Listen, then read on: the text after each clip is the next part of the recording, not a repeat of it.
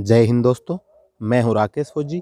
दोस्तों, फ़ोर्स के अंदर जिन जवानों का सिलेक्शन हो जाता है तो सिलेक्शन होने के बाद में सभी जवान ये चाहते हैं कि मुझे आगे की पढ़ाई करनी चाहिए और मुझे टाइम मिलेगा कि नहीं मिलेगा। यानी कि इस संबंध में बहुत से कमेंट आ रहे हैं कि सर मेरा सीआईएसएफ फायरमैन में अगर सिलेक्शन हो जाएगा तो मुझे आगे की पढ़ाई करने का टाइम मिलेगा कि नहीं मिलेगा, या मैं पढ़ सकता हूँ कि नहीं पढ़ सकता हूँ। इसके अलावा ऐसे जो एसएससी सीपीओ से जिन जवानों का अभी मेरिट लिस्ट में नाम आ गया है उनका भी यही डाउट है। चाहे वो बीएसएफ ट्रेड्समैन की वैकेंसी, यानी कि किसी भी फोर्स के अंदर किसी भी रैंक पे जब आप एक भर्ती हो जाता है और जो जवान छोटी एज के अंदर भर्ती होता है और जो से मान लो जिसने 10+2 पास कर रखी है, ग्रेजुएट कर रखी है और वो चाहता है कि मुझे और आगे की पढ़ाई जारी रखनी है, तो उसका ये डाउट रहता है कि मुझे फौज के अंदर पढ़ने का मौका मिलेगा कि नहीं मिलेगा, पढ़ने के लिए कितना टाइम दिया जाता है, एग्ज़ाम के लिए टाइम मिलेगा कि नहीं मिलेगा। तो इस वीडियो के माध्यम से आपको इस संबंध में पूरी जानकारी मिलने वाली है।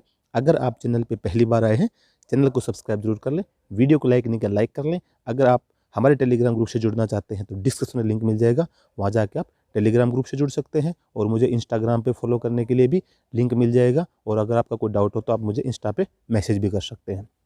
तो दोस्तों, बात करें हम पढ़ाई की आगे की, तो आप फोर्स के अंदर जब ज्वाइन हो जाते हैं तो ज्वाइन होने के बाद में आप आसानी से पढ़ाई कर सकते हैं। आपको पढ़ाई करने के लिए परमिशन लेनी पड़ती है। एनओसी कब लेनी पड़ती है, एनओसी के लिए क्या प्रोसीजर होता है, एनओसी क्या होती है, इसके संबंध में मैंने वीडियो बना रखा है। तो एनओसी के संबंध में जो वीडियो है उसका लिंक आपको डिस्क्रिप्शन में मिल जाएगा, उससे आपको एनओसी के बारे में जानकारी मिल जाएगी। तो आप जब एनओसी ले लेते हैं तो उसके बाद में आप एग्ज़ाम के लिए तैयार हो जाते हैं और आप आगे की पढ़ाई कर लेते हैं। अब बात आती है कि आपको पढ़ने के लिए कितना टाइम मिलता है।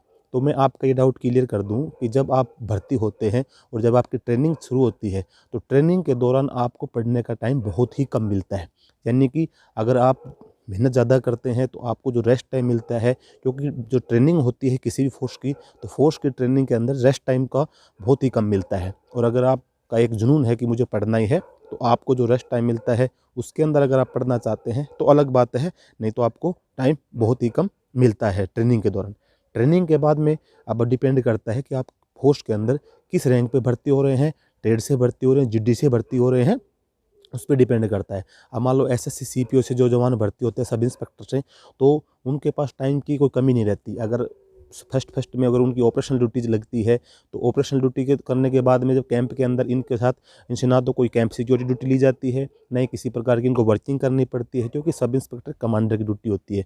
तो इनको कैंप के अंदर बहुत ज़्यादा टाइम मिलता है, तो पढ़ आसानी से ले सकते हैं। इसी के अलावा अगर आप कांस्टेबल जीडी से भर्ती होते हैं तो आपको और रैंक की तुलना में आपको टाइम थोड़ा कम मिलता है, क्योंकि अगर आप बाहर ऑपरेशन ड्यूटी जाते हैं तो भी करनी है। इसके अलावा आपको कैंप के अंदर कैंप सिक्योरिटी, कैंप मेंटेनेंस, ये इधर ड्यूटियाँ भी आपको करनी पड़ती हैं।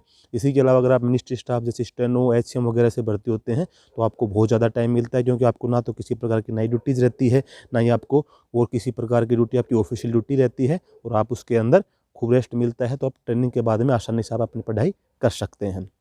इसी प्रकार से फायरमैन जो जवान भर्ती होते हैं सीआईएसएफ के अंदर, तो उनकी 8 घंटे की ड्यूटी होती है। ड्यूटी के अंदर भी उनकी क्लासेज चलती हैं, पढ़ाई के संबंध में क्लासेज रहती है, पढ़ाई के टच में रहते हैं, तो पढ़ने का टाइम भी उनको मिलता है। 8 घंटे के बाद में जो आपका रेस्ट रहता है उसमें पढ़ सकते हैं। इसके अलावा अगर आपकी ड्यूटी रहती है तो ड्यूटी के दौरान भी आप जैसे आपकी क्लासेज चलती हैं उनके सभी में अगर आपको थोड़ा बहुत टाइम मिलता है तो आप पढ़ सकते हैं, क्योंकि उसके अंदर आपको एक अलग ड्यूटीज़ नहीं करनी पड़ती कि आप हथियार के साथ में आप कैंप सिक्योरिटी ड्यूटी कर रहे हैं तो आप थोड़ा बहुत पढ़ भाई किताब खोल लिए तो आपको सिक्योरिटी में थोड़ी सी प्रॉब्लम हो जाएगी, ऐसा कुछ नहीं होता है। तो आप फायरमैन से अगर भर्ती हैं तो भी आपको पढ़ने का मौका मिल जाता है। तो ये डिपेंड करता है कि आप किस रैंक पे, किस पोस्ट पे हैं, और ट्रेड से हैं, टेक्निकल ट्रेड से हैं, या फिर आप जीडी से हैं, उसी हिसाब से आपको, लेकिन पढ़ने का अगर आपके अंदर जुनून है तो टाइम खूब मिलता है।